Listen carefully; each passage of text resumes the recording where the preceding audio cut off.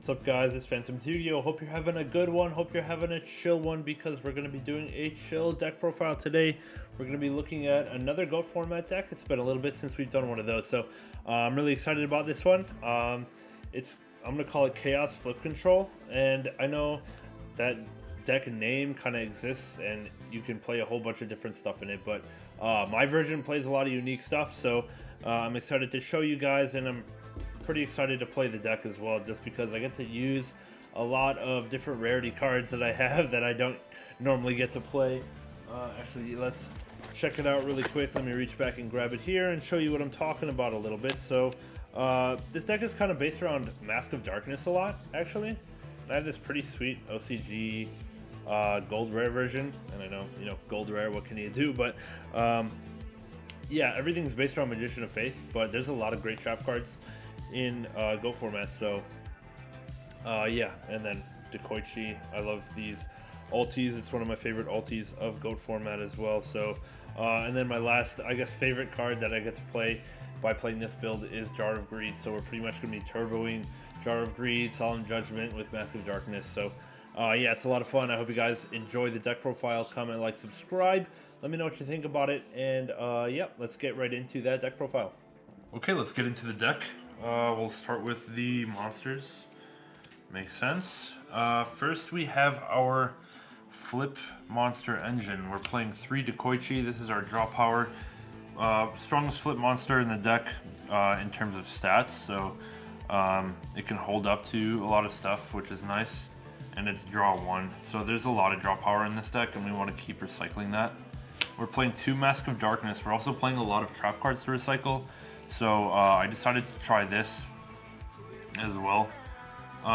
2 Night Assailant. So Night Assailant has the effect where if it's discarded, you can add a flip monster back to hand. So this is your way to recycle off of Graceful Charity, off of your opponent's Delinquent Duo and stuff, and just to keep advantage.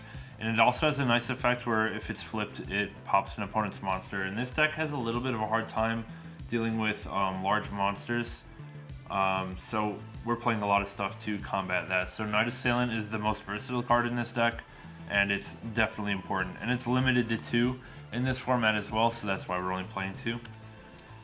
Next, we're going to play 2 Magician of Faith. Just generically good, of course. Recycle your power spells, and then the 1 Magical Merchant as well. If you want to find space for 2, you can, just to increase your light monster count, but I think just the 1 is fine. Next, the kind of heart and soul of your flip control deck is 3 Tsukiyomi. So you pretty much want to keep reusing your flip monsters. You want to protect them. You want to flip them down and up every turn. So 3 Tsuk is definitely the way to go. Obviously, Tsuk also outs Thousand Eyes and just kind of like controls the tempo of your game. So we're playing 3 Tsuk. We're also playing 1 Sangan to search. We usually search Night Assailant or Tsuk, whichever one we need more. But Night Assailant is really good to have in your hand in case you get duoed. Then we're playing the DD Warrior package. So we're playing 1 Assailant, 1 Warrior Lady. And again, this is because our deck has a little bit of a problem dealing with large monsters. So if we're going to be playing extra stuff, we want to resolve those problems. So we're playing the 1 Warrior Lady, 1 Assailant. We're not playing Breaker because we're never going to have a chance to normal summon that. We either want to be setting one of our flip cards or normal summoning Tsuk, unless like we're in a dire situation where we need to summon one of the DD cards. And lastly, we're playing 1 Chaos Sork and 1 BLS, and this is just for pressure closing out games. Now I know we're only playing a 4 light monster count, which is 2 Magician, 1 Merchant, 1 DD Warrior Lady, but we're playing so much draw power that we're bound to see one of them.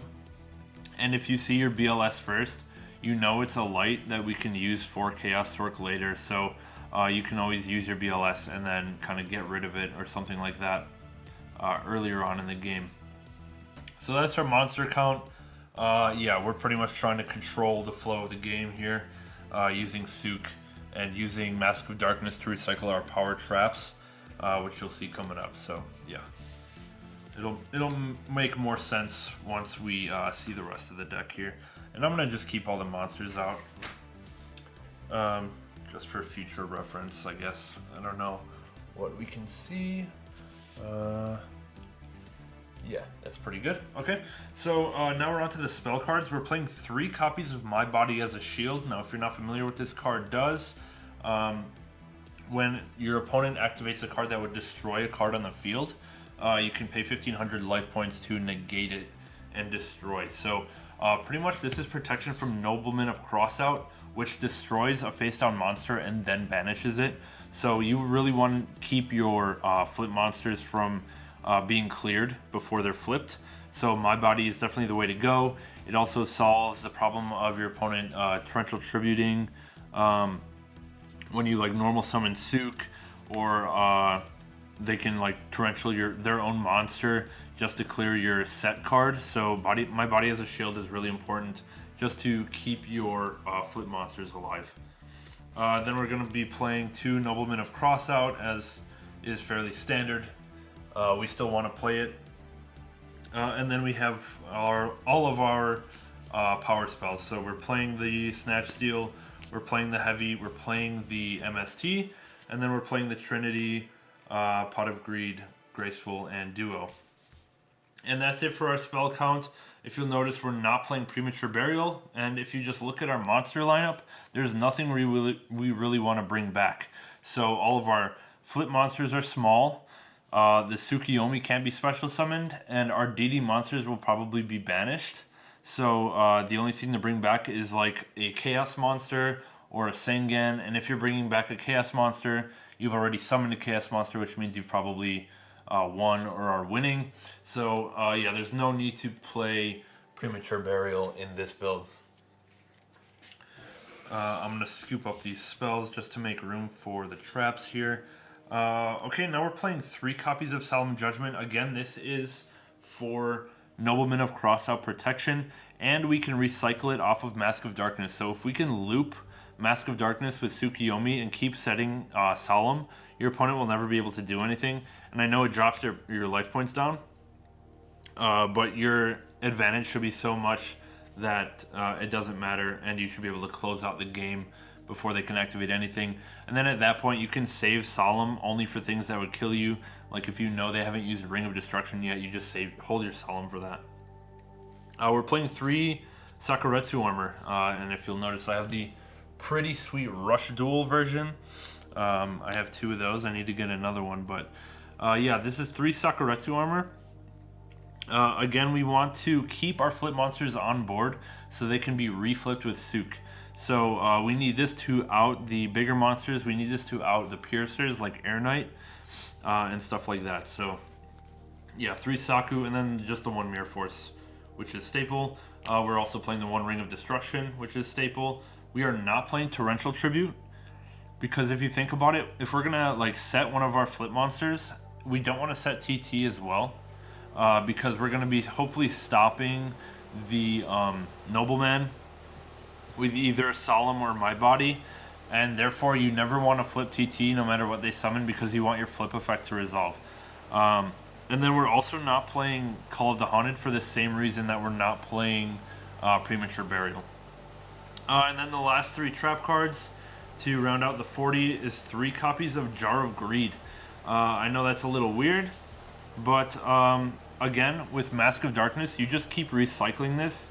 Jar of Greed baits back row removal like nothing. So if you go ahead and set 2, for example, like Jar of Greed and I don't know, Saku, they're gonna just blow Heavy Storm, and you can just flip Jar of Greed for the draw, and they've basically traded 1 for 1 Heavy for your Saku, and that's fine. This will bait Breaker all day, this will bait MST, Dust Tornado all day, and you just chain Jar of Greed for the draw, and then you can keep flipping Mask of Darkness to reset it. So, and it's also important for the draw power to get to your light monsters to make your chaos monsters alive. If you'll notice some things, we're also not playing Scapegoat or Meta. I just didn't have room for it in this deck. I wanted to play all the dark flip monsters, so Dekoichi, Mask of Darkness, Night Assailant, and I I didn't want to play Sinister Serpent because I had Night Assailant already as my discard fodder. So yeah, I didn't think fitting in the meta and the Scapegoat engine was worth it. But it's up to you. Obviously, all Go format decks are fairly customizable, so if you prefer that in your build, then go ahead. And obviously, I'm not playing meta. I'm not even going to talk about extra deck with no meta here. Obviously, you can feel free to play one. But yeah, this is the build. We want to set our flip monsters. We want to reflip them with Sook and just generate advantage and eventually go for game with BLS because we've cleared their board and gathered so many cards. So yeah, that's the deck. Let me know what you guys think. Comment, like, subscribe. If you want some more GOAT videos or other videos, check out my channel. And I'll catch you guys in the next one. See you guys.